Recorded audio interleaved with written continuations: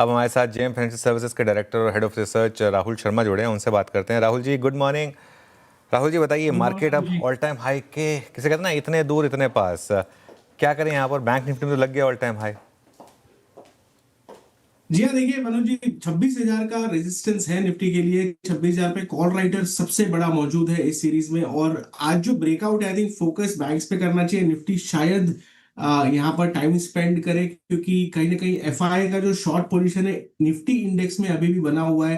Retail, proprietary traders, ये सारे long है मार्केट में। तो कहीं ना कहीं आई थिंक कोई मार्केट ट्रिगर का वेट कर रहा है निफ्टी में ब्रेकआउट आने के लिए।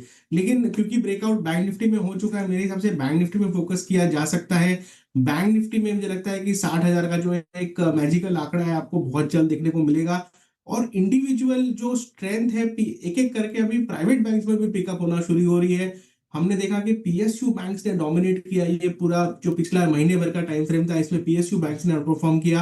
अब हमें लगता है कि प्राइवेट बैंक पे फोकस किया जा सकता है। तो सबसे अच्छा सेटअप हमें इंडसइंड बैंक में यहाँ पर समझ में आ रहा है। एज अ डिस्क्लेमर, हमने हमारे क्लाइंट्स को रेकमेंड किया हुआ है। पोजिशनली हमें लगता है कि 925 तक के टारगेट्स इंडसइंड बैंक में देखने को मिल सकते हैं।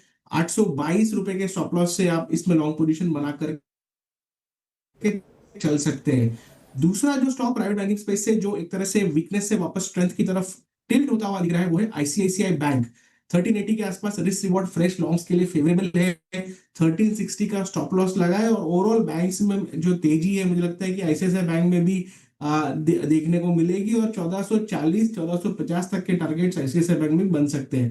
तो हमारे जो टॉप टू पिक्स है बैंक्स में से ही है, क्योंकि मोमेंटम यहाँ पर है। और बैंक निफ्टी ने जो ब्रेकआउट दिया, आई थिंक यहाँ पर फास्ट मूव देखने को मिल सकते हैं शॉर्ट टर्म में। ओके राहुल जी, एक दो बास्केट और जो आज बहुत स्ट्रेंथ दिखा रहे हैं। आई मीन बैंक्स को तो खैर आपने कहा, उसका उल्लेख कर ही दिया। ओएमसीज को देखिए आप, नो डाउट न्यूज़ फ्लो इसका इम्पैक्ट डाल रहा है, लेकिन टेक्निकल सेटअप भी बहुत शानदार था पहले। अभी ओएमसीज में क्या क्या चीज़ कर रहे हैं आप?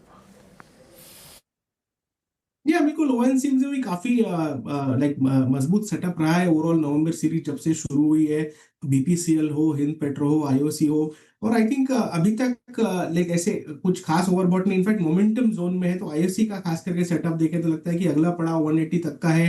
तो यहाँ पर 180 के टारगेट्स के लिए खरीदारी की जा सकती है। जहां तक बीपीसीएल का सवाल है, यहाँ पर भी काफी सिमिलर सेटअप है। तकरीबन 395 400 तक के टारगेट्स यहाँ पर भी आते हुए लगते हैं। तो ये मोमेंटम प्ले है प्योर। एक दो सेशन में मुझे लगता है कि फास्ट मूव यहाँ पर आता हुआ दिख सकता है। लेकिन जो बड़ा 80% मूव है, आई थिंक यहाँ पर ओएमसीज में हो चुका है। तो purely as a trading perspective IOC और बीपीसीएल में लॉन्ग साइड में ध्यान दिया जा सकता है। टाइट स्टॉप लॉस रखे, आज के जो डे लोज रजिस्टर हुए इनके स्टॉप लॉस रखे। और मुझे लगता है कि मोमेंटम में ट्रेडिंग स्टॉप लॉस के साथ इनमें पार्टिसिपेट करके चला जा सकता है। ओके, अच्छा चलिए ठीक है। तो बात होगी ऑयल मार्केटिंग कंपनीज की। राहुल जी, आपके रेडार पर कौन से स्टॉक्स आ रहे हैं चार्ट पे जो आपको इस समय लग रहा है कि ब्रेकआउट या ब्रेकडाउन के करीब हैं?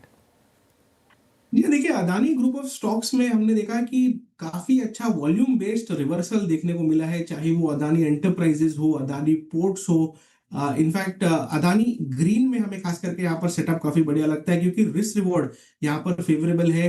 अपने 20 दिन के मूविंग एवरेज के पास ट्रेड कर रहा है। और मुझे लगता है कि पोजिशनली आपको तकरीबन 1160 से लेके 1200 तक के टारगेट्स अदानी ग्रीन में देखने को मिल सकते हैं। तो 1020 के स्टॉप लॉस से बाई किया जा सकता है अदानी ग्रीन। और डिलीवरी पर्सपेक्टिव से आने वाले एक महीने में मुझे लगता है कि 15% तक की अपसाइड आपको तकरीबन अदानी ग्रीन में देखने को मिल सकती है।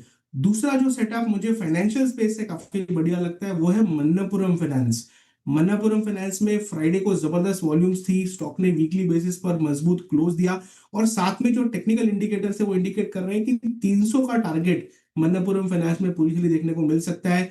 बैंक्स स्ट्रांग है, फाइनेंशियल्स में भी हमें लगता है कि आउट परफॉर्मेंस बनी रहेगी। तो मन्नपुरम फाइनेंस में फोकस किया जा सकता है लॉन्ग साइड के लिए। 274 का स्टॉप लॉस रहेगा लॉन्ग पोजीशंस में। अच्छा, एक दो इंडिविजुअल केसेस पे अगर मैं राहुल जी आपसे बात करूं, वाइट गुड सेगमेंट में और ईएमएस सेगमेंट में सब्सटेंशियल प्राइस डैमेजेस थे, शॉर्टिंग हुई थी काफ़ी। बट वोल्टास के नंबर्स के बाद, जो कि इटसेल्फ अगर आप देखें काफ़ी ख़राब थे, एक रिवर्सल देखने को मिल रहा है इस स्पेस में। Just for a technical point of view और a pull back point of view, इस स्पेस पे आपकी राय क्या है? जी हाँ, बिल्कुल। वोल्टास का सेटअप अगर जूम आउट करके आप देखेंगे तो वीकली और मंथली चार्ट्स पर यहाँ पर धीरे धीरे हायर लोस का सिलसिला बना हुआ है और एवरी क्वार्टर खास करके पिछले 2 क्वार्टर से यहाँ पर जो सेटअप है वो धीरे धीरे मजबूत हुआ है। अब लास्ट 2 दिन का अगर हम डेटा देखें तो वॉल्यूम्स और प्राइस एक्शन दोनों पॉजिटिव है। तो in the very short term मुझे लगता है कि 1460 तक के टारगेट्स वोल्टास में देखने को मिल सकते हैं। लेकिन अगर आप डिलीवरी इन्वेस्टर है तो मेरे हिसाब से जैसे इसमें 1480 का लेवल निकलता है तो बड़ा अपसाइड यानी कि तकरीबन 1600 रुपए तक के भी टारगेट्स देखने को मिल सकते हैं। तो अगर आपका 6 महीने की अवधि का व्यू है तो यहाँ पर बायस और व्यू दोनों पॉजिटिव है और शॉर्ट टर्म के लिए खास करके 1460 का टारगेट हमें लगता है कि वोल्टास में आपको अगले 4 से 5 सेशन में देखने को मिल सकता है। ऑल राइट, चलिए बहुत बहुत शुक्रिया आज हमारे साथ जुड़ने के लिए thank you Rahul ji, and all the best आपको। चलिए इस शो को